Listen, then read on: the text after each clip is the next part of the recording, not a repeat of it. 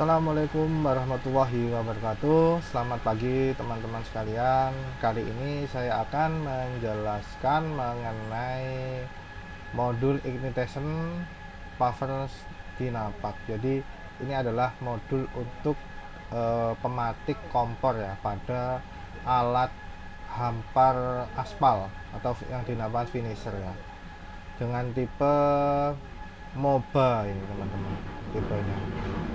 Baik, langsung saja. Ini ignition modul power dynapack ini memiliki input power 24 volt DC. Output flame voltnya ada 24 DC, output gas valve-nya juga 24 DC, output pematik busi. Jadi ada 4 ya pinnya.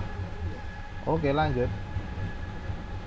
Ini adalah pin out dari modul pematiknya dari tipe MOBA ini ya, MOBA. Oke, yang pertama ini ada datasheetnya ya teman-teman ya. Di sini di modulnya, untuk yang sisi sebelah atas ini pin 3 ini adalah apa namanya, VCC atau positif. Ini nanti kita tampilkan ya animasinya. Ada pin 2, ada pin 1 dan ground. Di sini sudah tertera datasheetnya. Oke, ini saya lanjutkan animasinya. Jadi pin 3 akan terhubung dari aki positif masuk ke fuse, lalu dia masuk ke pin nomor 3 yaitu mensuplai tegangan 24 volt ke dalam modul. Oke, lanjut lagi. Untuk groundnya sama, groundnya langsung ke ground aki masuk ke ground modul. Untuk yang pin nomor 2 itu masuk ke outputnya ya, output masuk ke solenoid gasnya. Jadi dia untuk memicu agar gasnya nanti masuk ke dalam pematiknya. Lanjut lagi, untuk yang pin nomor 1 yaitu indikator output flame fault. Jadi ketika apinya gagal untuk diaktifkan, dia akan mengirim sinyal berupa output 24 volt DC yang bisa diterapkan ke dalam alarm. Baik, langsung lanjut lagi. Ground masuk ke ground juga ke dalam gas valve nya, lalu ke flame voltnya, lampunya ya, dan ground body yang masuk ke pematiknya gitu. Untuk indikator flame detektornya, ketika apinya sudah terdeteksi nih ya teman-teman ya, ketika apinya ini sudah terdeteksi, maka indikator flame detektornya akan hidup warna kuning. Ketika indikator flame voltnya yang warna merah, jadi ketika ini gagal menghidupkan kompor, indikator flame voltnya akan hidup yang sebelah kanan yang warna merah ini, sama dengan ini outputnya 20 volt tadi ya teman-teman. Oke, kita selanjutnya akan menjelaskan mengenai sistem kerja dari flame detektornya. Mohon maaf ya teman-teman, di sini agak bising karena banyak aktivitas, jadi kita mohon dimaklumi ya. Oke, lanjut lagi ya teman-teman ya. Untuk pertama kali, pin 2 akan mengirim sinyal ke gas valve dan mengakibatkan mengalirnya gas lalu akan aktif dan di apa namanya, si modul akan mematikan percikan api ini ya di businya ya. Ini ada apa namanya, output dari busi pematiknya. Lalu setelah itu api akan terdeteksi dan mengirim sinyal kembali melalui ground ke dalam modul. Jadi ini gas valve-nya ini, apinya mengenai busi dan busi ini melewati ground ya. Sinyal ini dikirim melalui ground, api yang terdeteksi ini. Jadi api ini harus mengenai bodi dari busi ya teman-teman ya. Lalu setelah itu modul akan memberikan indikator flame detector on. Jadi dia memberitahu bahwa apinya ini sudah hidup. Jadi begitu. Jadi sinyalnya ini ya dari ground ini, dari busi ground ini masuk ke modul. Jadi begitu untuk sistem kerja ketika modul mendeteksi adanya api. Dan selanjutnya ini adalah sistem kerja ketika modul mengalami gagal menyalakan api. Ya, jadi begini ya, ketika banyak sih pemicunya ketika gagal gagal mendeteksi adanya api ya. Bisa karena gasnya habis, karena apinya mungkin kurang kurang terang apinya, atau apinya tidak mengenai bodi dari businya ini sehingga sensornya terputus, bisa juga. Itu sistem kerjanya. Ketika gasnya habis, di sini apinya padam, api tidak terdeteksi, sinyalnya akan terputus. Lalu ini akan mencoba untuk menghidupkan kembali modulnya. Si modul ini mencoba untuk menghidupkan kembali. Ketika dia tidak mendeteksi adanya api karena sudah dihidupkan beberapa kali, apinya tidak hidup, maka modul akan memberikan isyarat bahwa flame-nya fault on, jadi tidak mendeteksi adanya api. Jadi dia gagal menghidupkan api. Bagaimana? Ya harus kita restart kembali. Kita cek ada kesalahan apa yang terjadi. Apa gasnya habis atau businya kotor sehingga sinyalnya itu nggak masuk ke modul. Itu bisa terjadi juga waktu di lapangan. Jadi begitu ya. Jadi ada dua tadi ya, sistem kerja ketika api terdeteksi, dan yang kedua yaitu sistem kerja flame-nya tidak terdeteksi. Jadi begitu untuk sistem kerjanya teman-teman. Nah ini apa aja kondisi flame fault ya. Flame fault terjadi ada dua kondisi, yaitu kondisi api tidak terdeteksi sama kondisi api tidak hidup. Yang pertama, kondisi api tidak terdeteksi. Penyebabnya apa? Api hidup tapi sinyal tidak mendeteksi api dikarenakan busi pemantik tidak menyentuh api. Jadi apinya tadi nggak masuk ke busi lah. Jadi dia nggak mengirim sinyal ke modulnya. Yang kedua, kabel ground tidak terhubung dengan bodi. Yang ketiga adalah busi pematiknya kotor. Jadi sinyal apinya nggak terkontak langsung ke busi pematiknya, sehingga busi pematik tidak bisa mengirim sinyal ke modulnya. Jadi begitu ya teman-teman. Untuk yang kedua yaitu kondisi api tidak bisa hidup, yaitu dikarenakan satu, gas habis, solenoidnya rusak karena dia tidak bisa mengirimkan gas dari tabung ke dalam pematiknya. Yang ketiga adalah kabel pematiknya putus. Yang keempat adalah keramik busi pecah, akibatnya percikan api tidak pada tempatnya. Jadi pematiknya itu nggak pas di keluarnya gas, jadi bisa juga. Yang keempat yaitu modul pematiknya rusak. Modulnya ini yang kita jelaskan ini bisa juga rusak, jadi akhirnya nggak bisa nyala. Ini adalah waktu kita pernah di lapangan ya, kita coba bongkar kondisi dalamnya seperti ini. Jadi dalamnya ini adalah full, ada lemnya ya teman-teman ya, dicor sama lem. Ini sudah dibongkar. Lalu ini kondisi ketika dia mati total. Jadi di sini terdapat namanya fuse. Nah, langkah yang pertama ketika modul ini rusak, kita cek dulu fuse-nya ini masih bagus apa enggak. Cek fuse-nya di bawah soket konektor ini ya teman-teman ya. Apabila putus, tegangan 24-nya tidak masuk ke TIP 9015. Ini ada regulatornya. Jadi ngeceknya kayak gitu ya teman-teman. Ini fuse-nya. Barangkali nanti teman-teman mengalami seperti saya kemarin ya. Lalu bisa juga penggantian komponen. Ya, di sini pin 1 flame fault tidak berfungsi. Kasusnya seperti itu ya. Kita disuruh cek diodanya masih bagus apa enggak.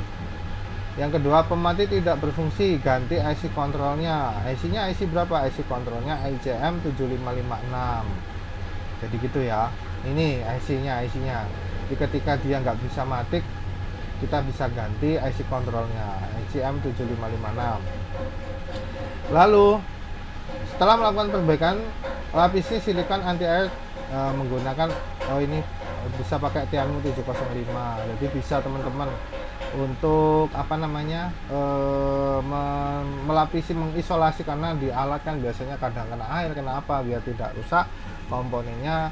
Teman-teman bisa menggunakan isolator, dicor kembali menggunakan isolator tersebut. Ini saya kemarin pakai Tianmu 705. Ini ya letak-letaknya IC kontrolnya sama dioda, ini dioda yang saya masuk di penjelasan nomor 1. Oke, selanjutnya ini saya akan memberikan gambaran waktu kita perawatan di lapangan ya teman-teman. Kemarin waktu itu kita ada pembersihan busi dan pembersihan tungku kompornya ya. Tungku kompornya itu kotor kemasukan aspal, jadi itu perlu dibersihkan ya teman-teman ya, untuk agar apinya itu bisa stabil di finishernya.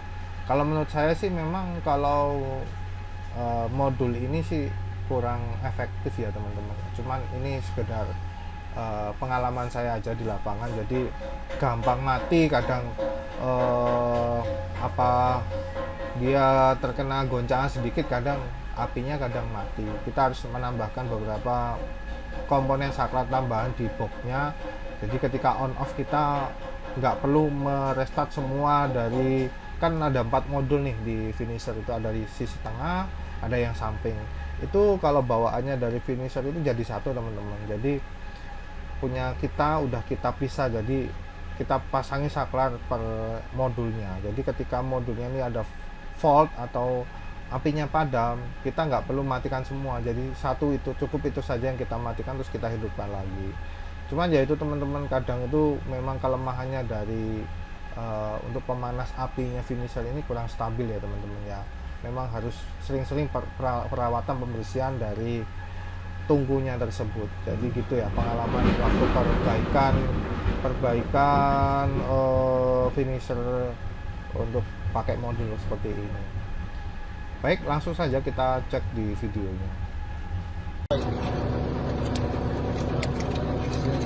Motor itu sampai 21. Kawan.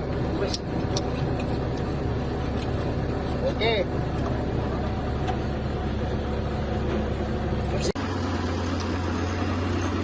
Untuk pembenahan kompor finisher ya.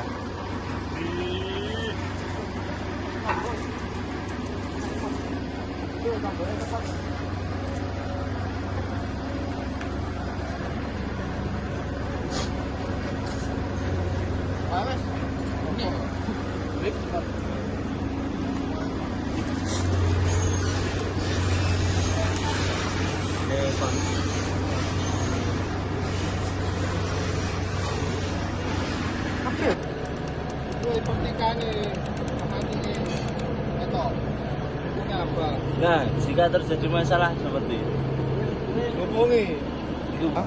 Kita akan uji coba bagaimana sistem kerja pematiknya. Ini sudah saya susun ya, sesuai dengan gambar yang ada di sini, yaitu positif 24 volt, negatif. Ini yang ke gas, kita nggak pakai gas valve solenoid valve, kita pakai indikator saja, kita gunakan manual. Jadi sistem kerjanya ketika volt ini di sini ada lampu indikator di sebelah sini ya. Di sini ada untuk yang volt, yang sebelah kanan ini untuk yang running ya, dia mendeteksi adanya api. Jadi gitu ya. Lalu jangan lupa untuk setting di pematiknya, jadi lawannya ini harus kita ground. Jadi ini nanti pematiknya akan lompat ke sini ya, pematiknya lompat di sini harus terhubung dengan ground. Kalau nggak terhubung dengan ground, maka modulnya nanti tidak akan mendeteksi adanya api. Baik gitu ya. Lalu kita coba langsung untuk menghidupkan. Yang pertama kita coba untuk tidak menghubungkan ke ground ke dalam bodi. Kita coba hidupkan.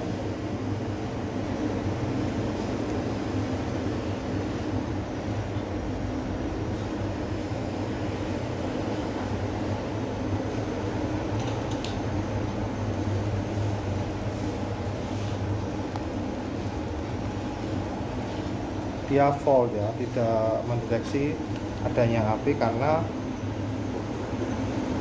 groundnya tidak terhubung.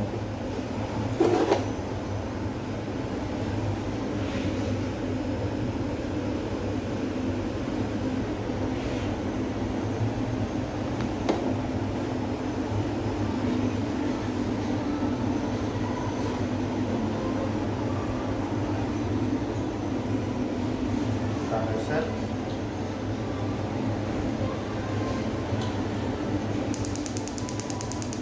Kita coba nyalakan gasnya. Nah, dia akan running ya, dia mendeteksi kalau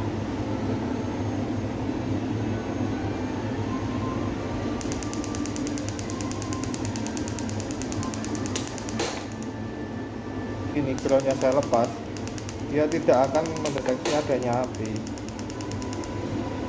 padahal ini sudah on apinya itu ya. Jadi untuk body harus terhubung dengan ground. Ketika sudah fault seperti ini, kita harus merestart powernya, jadi nggak bisa langsung dihidupkan, nggak bisa. Kita restart dulu, pasang lagi.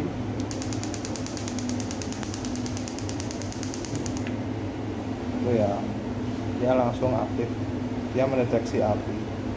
Nah, sistem mendeteksi apinya itu dia mendeteksi ketika busi yang ada di sini, yang di atas ini mendeteksi terkena